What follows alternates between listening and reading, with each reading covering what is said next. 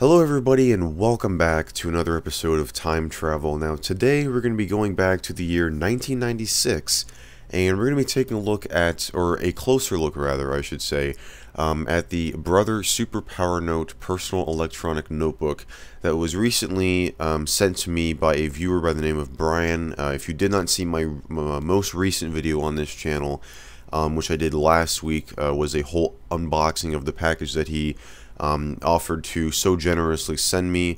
And so if you haven't seen that video, it goes into, a little brief overview of, kind of how, that I got this thing pretty much. But what I want to do in this video is I want to go into a more in-depth look at this laptop, kind of do a full time travel episode on it. So that's what we're going to be doing today. So I first kind of want to start off with some basic facts about this computer. And kind of explain to you guys why you might want to buy this, or why you might want to buy this in 1996 when it came out, and when you were out shopping for a laptop. Let me just go ahead and pan the camera down here. So this is what that it looks like. At first glance, it looks very similar to a standard laptop from the mid to late 90s. So yes, this was introduced in 1996. It sold for a price of $300. And it was intended as basically a much cheaper alternative to a full-fledged laptop, because let's just go back let's go back to 1996 and say that you were out shopping for a new laptop. And if you were doing that, there could be a number of reasons why that you wanted one. Say you were like a business executive and you wanted to kind of work on projects on the go. Say that you were like a college student and you wanted to have an easier way of keeping up with your essays and your assignments and that sort of thing. So you had a couple different options when you were going to go out in 1996 or around that time frame and purchase a portable computer like this. You could go with sort of the more popular option, I would say, and go with a full-fledged laptop that ran Windows or that ran Mac OS, but those could range from $3,000 to $5,000, not $300, $3,000 to $5,000, which is substantially more than something like this. But with that, you're getting a lot of benefits too. I mean, you're going to be getting a full Windows or a full Mac OS experience. If you were used to using a desktop computer that ran Windows or that ran Mac OS, you would feel very comfortable when you were using that laptop, as opposed to something like this. It would be a much easier learning curve. There probably wouldn't really be that much of a learning curve at all. It would run all of your same programs, if you were using, or if you were used to using Microsoft Office or another Windows or an Office suite that ran on Windows or Mac OS. You could run that on your laptop as well, and very easily synchronize assignments between your desktop, sort of your primary computer, as well as your portable one. But let's say that you didn't have $3,000 to $5,000 to spend on a machine like that. Say that you were going with the college student example again. Say that you didn't have the money as a college student to go and spend $3,000 to $5,000, maybe even more than that, on a full-fledged Windows or Mac OS laptop. Well, that is where a device like this comes into play, and that is why, or that is where this sort of different price point, sort of this type of device at that time period could be very appealing. So this was marketed, this was not marketed as a traditional laptop at all.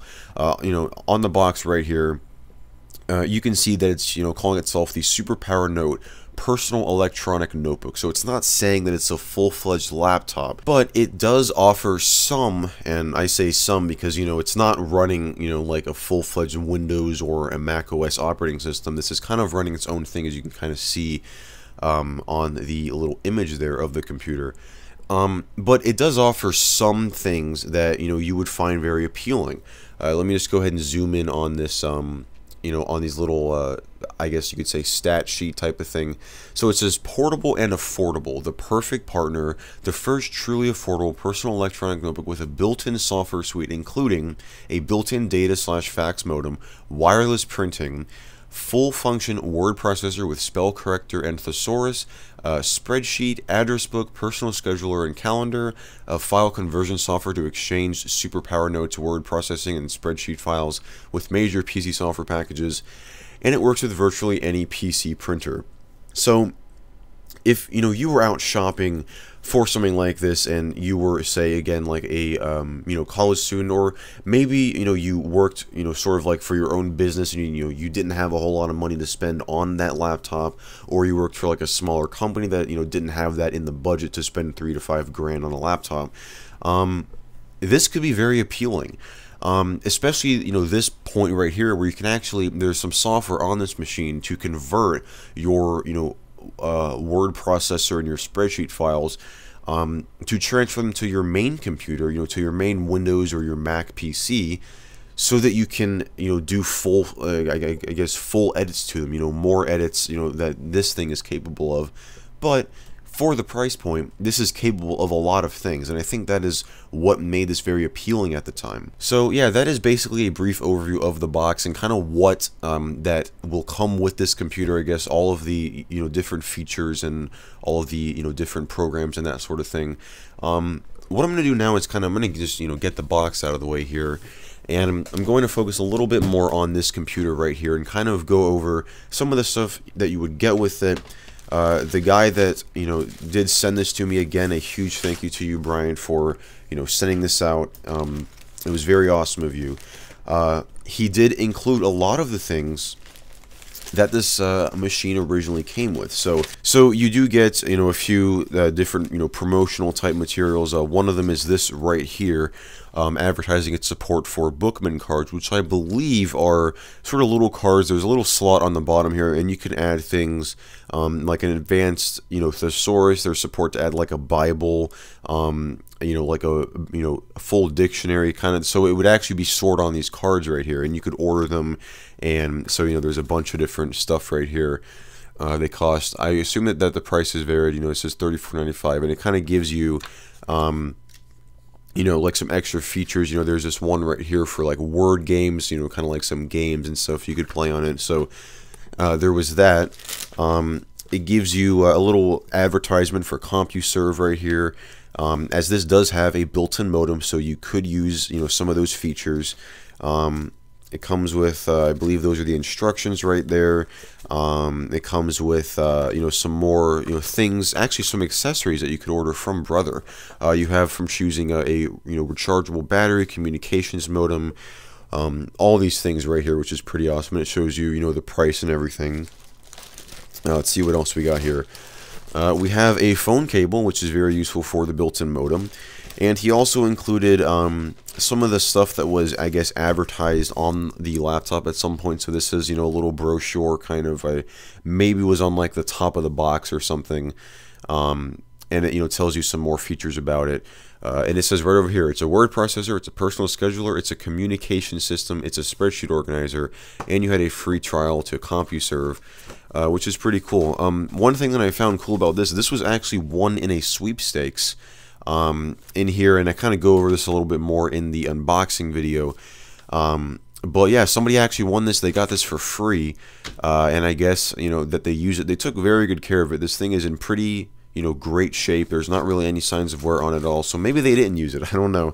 But I'm just kind of going to set all this stuff out of the way here, so we can get into the laptop, or I should say the personal scheduler, as it says. So we'll move that out of the way. So this is, I don't have a sort of like laptop from this era to kind of compare it to, but this kind of does, remind me of a laptop from that era, from the mid to late 90s. It kind of has that look to it, which I, assume you would want it to, because, you would want it to look and feel like a, full-fledged laptop, even though that it's not. And for not being a full-fledged laptop, as I've said, it does offer some pretty decent features, and it has a, pretty decent port selection as well. So we'll start on the side here, right over here, and this is your big giveaway that it's not like a full-fledged laptop. I'm probably going to say that a lot, but to the average person that's like in 1996, they might think that this is, I'm going to say it again, a full-fledged laptop, because it just kind of has that like design to it. But this is your big giveaway right here. This is, this is the little, this whole power brick. It kind of runs off of this off of a DC in, so that's, you know, kind of your big giveaway. It's, you know, not a much beefier port. You have your modem right here, you've got your on switch, you've got a brightness adjuster, I believe. On the back here, or sorry, on the other side I should say, you have another really nice feature of, you know, full 3.5-inch floppy disk. You know, and will, you know, obviously drive. I mean, yeah, it can read discs and everything. So that is great, and that's definitely something that, you know, comes in handy when you're, say, going to be transferring files off of this to your main computer.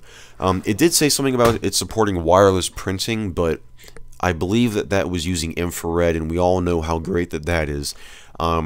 So wireless printing, I don't know how many people actually use that, but I, you know, assume that it got its use. But this right here is super useful, because if you didn't want to use that, or if you wanted to, you know, take a file off of here and edit it on your, you know, bigger computer, you know, that has full Microsoft Office, and, you know, it has more capabilities, I should say, you can very easily just, you know, use that conversion software that's on here, pop this disk right out and put it in, you know, to your main computer, and you can edit those files extremely easily. So that is, you know, really awesome.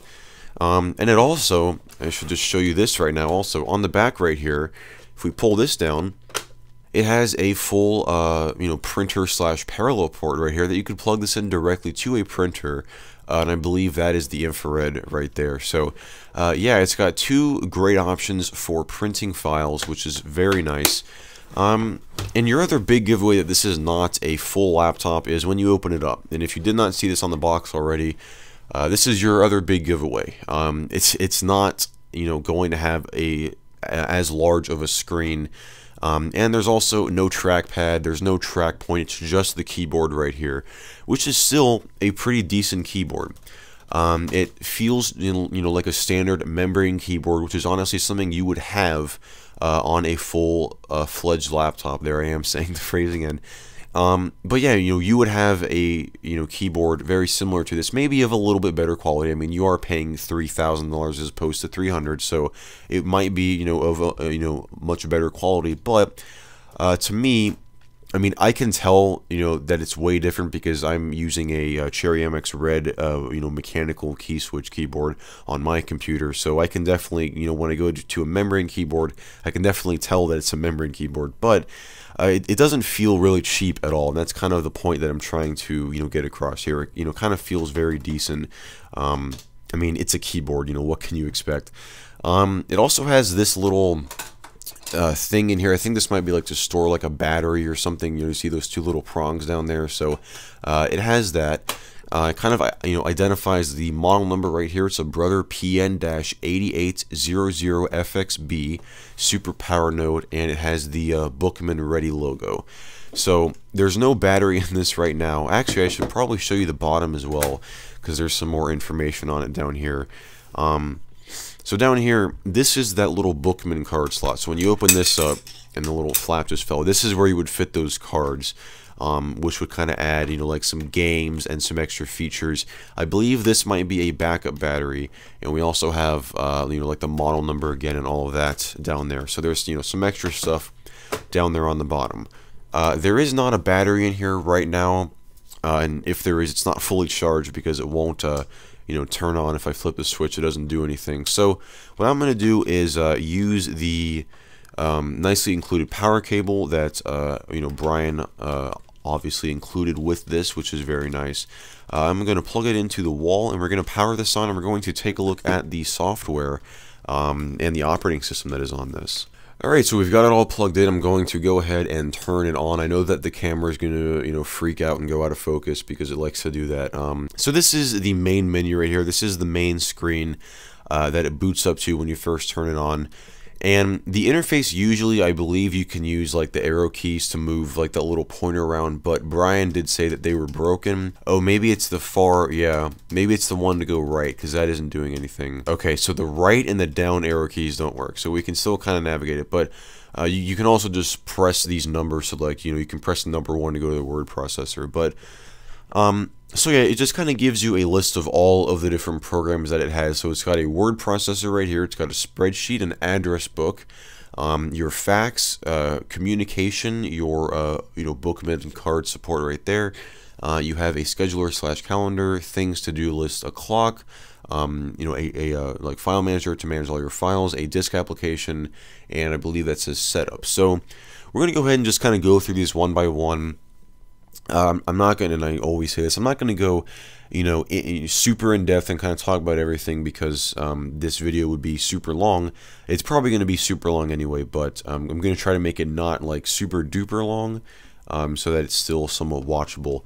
So we're going to go ahead and just go into number one here. Okay, so I turned autofocus off, so it's hopefully not going to, you know, try to keep changing the focus constantly as it loves to do that. But so, you know, you can see here it's a basic, you know, word processor, which it does have a spell check and a thesaurus, which is very useful.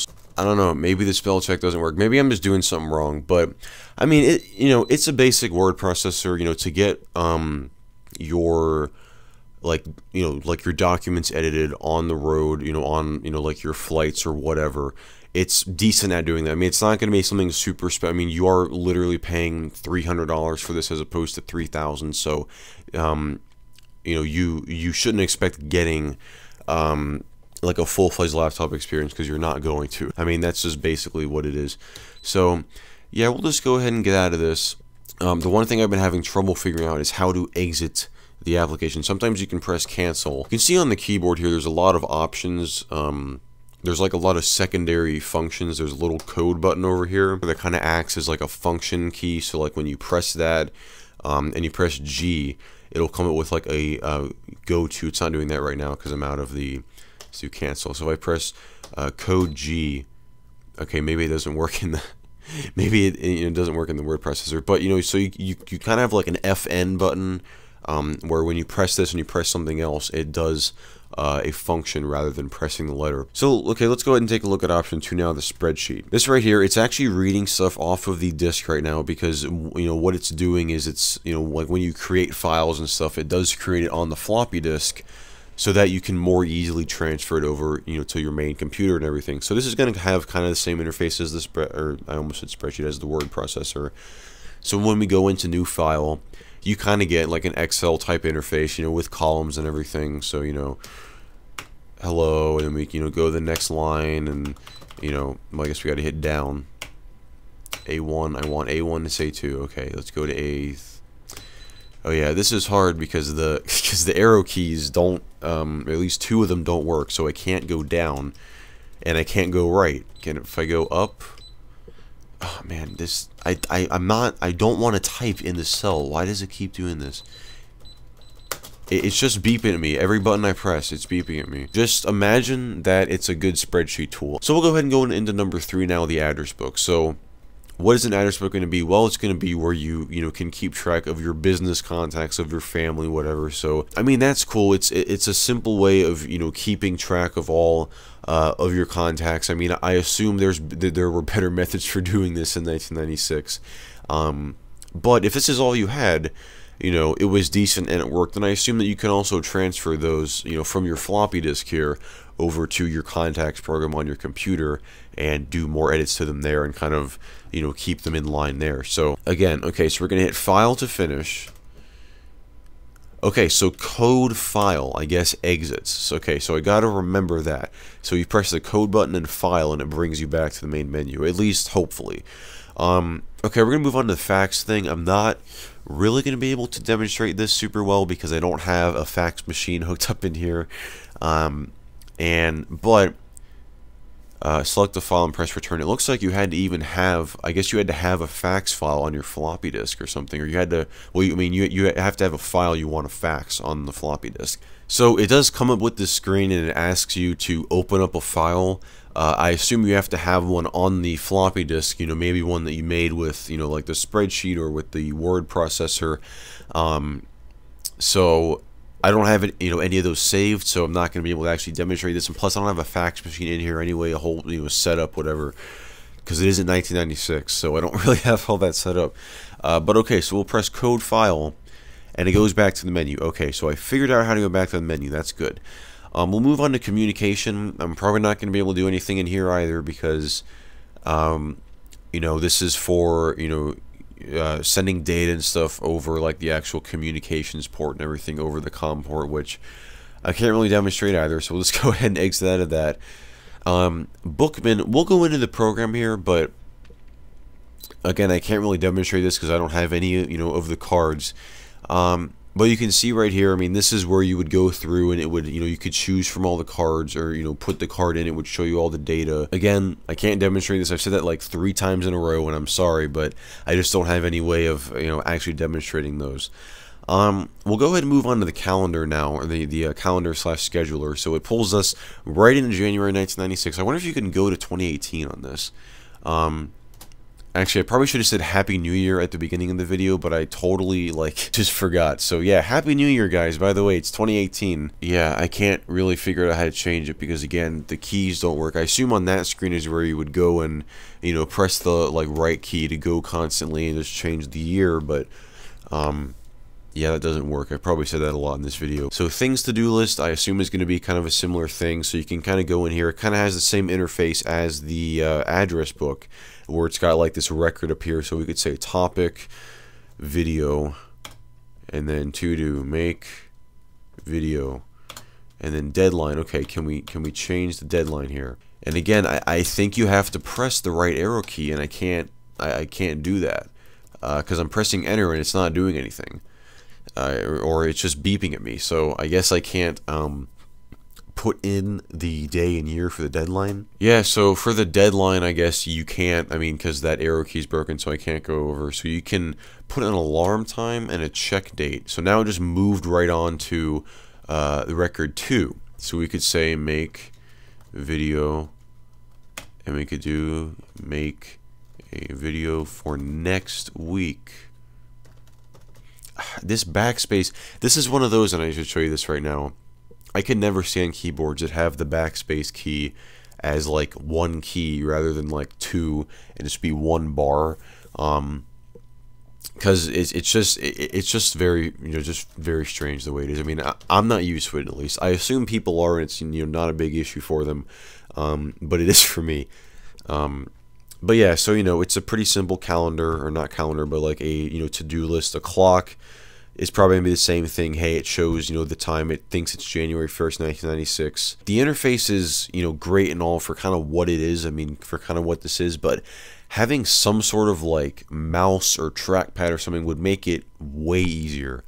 But again, you're paying a fraction, literally a fraction of the cost that you would for a full-fledged laptop. So you can kind of take what you can get, sort of thing. But yeah, it's a clock. Pretty simple. File manager, if we press 0 here. Actually, I think the file manager shows you kind of like the system files, and the disk thing will show you, what's on the actual disk, which I do want to show you this. I did kind of go a little bit into this in the other video, but he did include this diskette right here, which he said, this literally came with, this is the Brother disk that came with this computer, and he said be sure to use the file browser to check out the game on this disk. It's not going to focus because I have autofocus off. So yeah, so on this disk right here, if we go ahead and put this in, it's going to go ahead and start reading it here, and we've got some files. We've got a Tetris.application and a turnabt.application. So if we run Tetris here, it's going to read it off of the disk, and this is literally a version of Tetris for this little machine. It's kind of, branded as like it's a Brother game, I guess, but so maybe they did something to get it on here, I don't know, but it's your standard, Tetris type game. It is Tetris, what can you say? And I guess it's the Brother version. It says there, Brother version, copyright 1992. I have played this a lot, actually, but so we can go ahead and hit spacebar. There we go. If you press K is what changes the cube, or the shape rotation. So I want to go ahead and bring, whoops, no, okay, we got it in there. Oh, so there is sound, but there's not, it's not super advanced. The speaker in here is probably just a small beeper. So yeah, what can you say? It's Tetris. So it plays a little melody at the end. I guess they decided not to have like game music going on because it would be probably very obnoxious, and you probably really didn't want to have that while you were playing it on here anyway. So, but yeah, it is Tetris, and there's also that other game that I want to check out on here, which I didn't really even see what that was. Oh, are we going to be able to go over to it? We can't go over to it because the key's broken, and you can't even press the left key to bring it back over. That's really strange. So, okay, turn-ABT. Turntable? I don't know what that would be. Your guess is as good as mine. Leave it down in the comments below if you think you know what it is. But, yeah, we can't check it out, unfortunately. So, man, I didn't think that key being broken was going to be an issue at all, but it seems to kind of be one because I can't really check out a lot of the stuff. Here we are in the little setup utility here, so we've got some options, pretty basic options. We've got a printer setup to set up actually printing on this through the printer porter through the infrared. We've got a password. So how can I go down to this? Okay, I'll just go up. So we've got a password. I assume you can add one if you want to. Okay, so we got into the self demo here. I guess this is what would display at the store, maybe, like they would have this on as like a display unit, and it would kind of go through and tell you some stuff about it. So it kind of goes through and shows you all of its functions. Very, very slow animation that's going to come in. The cool brother spinning 360 logo. Oh my gosh, it has to go around again. Are you kidding me? Man, this one's going slower than the one that was on Tetris. Okay, brother. Is that it, or is it going to do something else? So yeah, this is something that I guess would play while you're at the store, pretty much, or, it would kind of go through with this animation and, kind of, I guess, attract you over to it, pretty much. Kind of like, oh, what's this? This is cool. And then, you can go through and kind of, do like a little demo of it, I guess. So I guess that's why that plays. Yeah, because, when you press enter, it goes through, and we want to press code and file for main menu. So yeah, I guess that is really going to wrap it up. Man, this video is 47 minutes long. It's a little time travel episode here, a full time travel episode on the Brother Super PowerNote computer. I do want to give a huge thank you to the guy Bryan for sending this out to me, for offering to pay for shipping, being very generous with this. And when he offered it to me, I definitely thought this would be a pretty cool video to make, so that's why I wanted to do it here. And I want to apologize if I sounded a little bit sick. I'm kind of getting like over some sort of cold / allergy thing going on still. I did mention that in the last video, so if my voice sounded weird, if I sounded a little bit stuffy, that's why. And also, Happy New Year to everybody, which I should have said at the beginning of the video, but I literally forgot. As I've been trying, to plan out time to do this video for a while, and I finally just got around to it. So, yeah, again, a happy 2018. I'm looking forward to this year. I think this is going to be a great year for this channel. I'm going to, be continuing making, weekly videos as I always do. And I hope you guys, will stick around to enjoy them. Guys, I just want to, again, thank you so much for watching. If you enjoyed this video, definitely be sure to give it a thumbs up, and be sure to subscribe down below if you want to see more videos like this in the near future. And as always, guys, I will see you in the next video.